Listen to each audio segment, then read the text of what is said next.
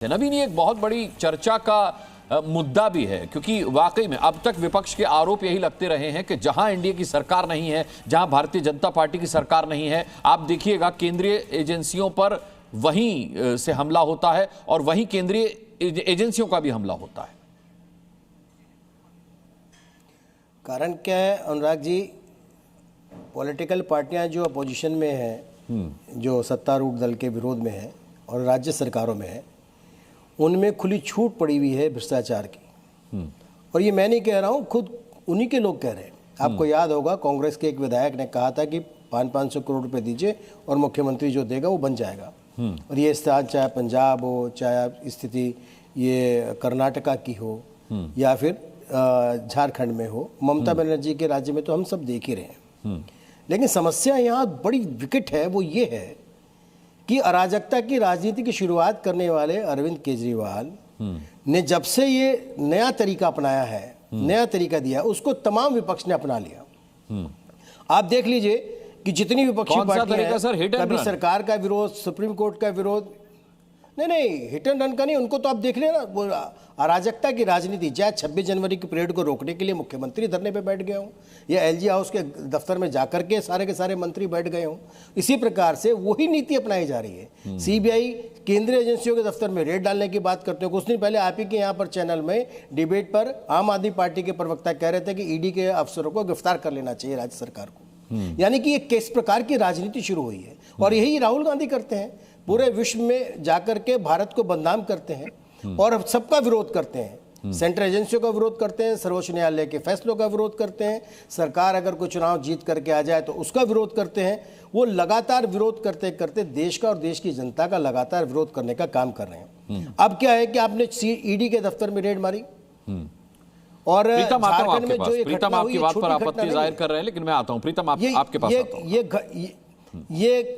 ये घटना इतनी भयावह है, आप सेंट्रल एजेंसी को काम करने से रोकना और इसका सीधा का सीधा बेनिफिट उन लोगों को पहुंचने वाला है जो इस देश के दुश्मन है। ईडी क्या कर रही है, एनआईए क्या कर रही है, सीबीआई क्या कर रही है, इस देश के अंदर भ्रष्टाचार फैलाने वालों को गिरफ्तार कर रही है, उन पर कार्रवाई कर रही है। आप कहते हैं आपकी विपक्षी दलों की जहां सरकार नहीं, सवाल नवीन जी ये भी है कि ये ईडी और सीबीआई केवल उन्हीं राज्यों में भ्रष्टाचारियों को गिरफ्तार क्यों कर रही है जहां भारतीय जनता पार्टी की सरकार नहीं है। सवाल तो सबसे बड़ा ये है ना विपक्ष की तरफ। दिल्ली में पिछले एक महीने में 16 रेड हुई। आप कहते हैं पॉलिटिकल आदमी नहीं है, पॉलिटिकल आदमी का हमने हमारी पार्टी जैसी संगति वैसी रंगति। यहाँ पर कोई भ्रष्टाचार करे तो उसकी गर्दन सबको मालूम है कितना बड़ा चेक है भारतीय जनता पार्टी में। ठीक है, तो भ्रष्टाचार नहीं करना चाहिए। ठीक है नवीन, ठीक है, मैं आता हूँ, मैं लौटता हूँ आपके पास, मैं लौटता हूँ। अब आपने अरविंद केजरीवाल पर सवाल उठाया तो मुझे अनुराग ढांडा के पास जाना पड़ेगा।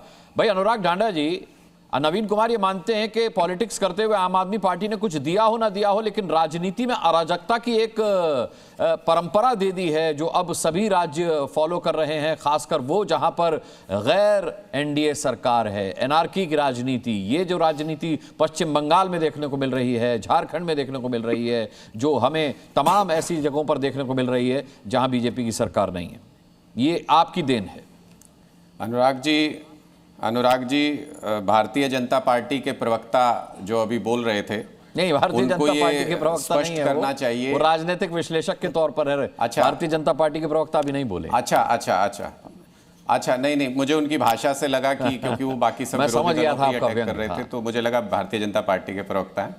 तो मैं सिर्फ इतना ही कहना चाहता हूं कि उनको फिर ये भी देखना चाहिए कि हमने तो स्कूल अस्पताल की पॉलिटिक्स भी की, उससे सीख लेती भारतीय जनता पार्टी, उससे तो कुछ नहीं सीख रहे हैं। दूसरा, ये जब ये कहते हैं कि एजेंसियों का काम रोक के विरोधी दूसरे देशों की मदद कर दी, देश के दुश्मनों की मदद कर दी, तो इनको ये बताना चाहिए कि जब आईएसआई को जांच के लिए बुलाया था देश के अंदर आतंकी हमले की जांच के लिए भारतीय जनता पार्टी की सरकार ने, तो किसकी मदद की थी? पाकिस्तान की मदद की थी या आईएसआई की मदद की थी?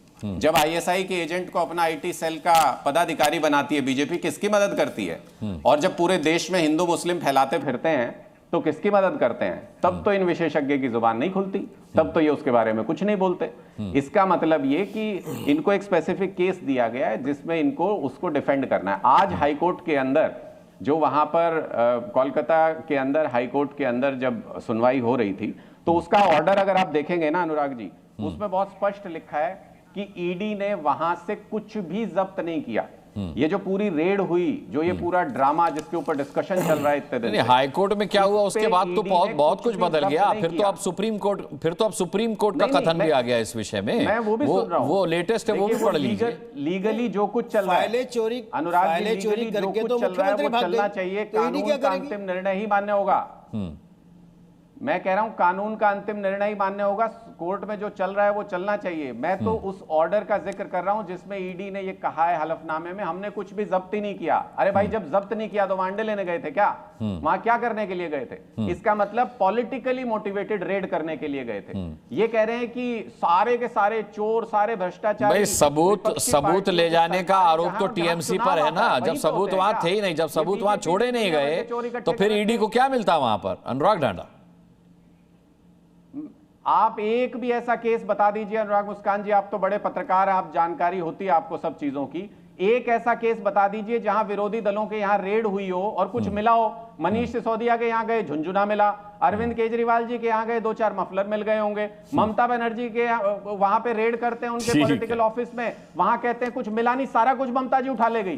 अरे कमाल की बात है। जहां चोर उचक्कों के यहाँ रेड होती है, बीजेपी के किसी नेता के यहाँ आज आप रेड करवा लो, अगर नोटों की इतनी गड्डियां ना निकले तो मुझे बता देना। सबूत वापस करने का आदेश दिया, सबूत लौटाने के आदेश सुप्रीम कोर्ट ने दिए। कैसी बातें कर रहे हैं आप? अच्छा चलिए, मेरे पास मैं लौटूंगा आपके पास।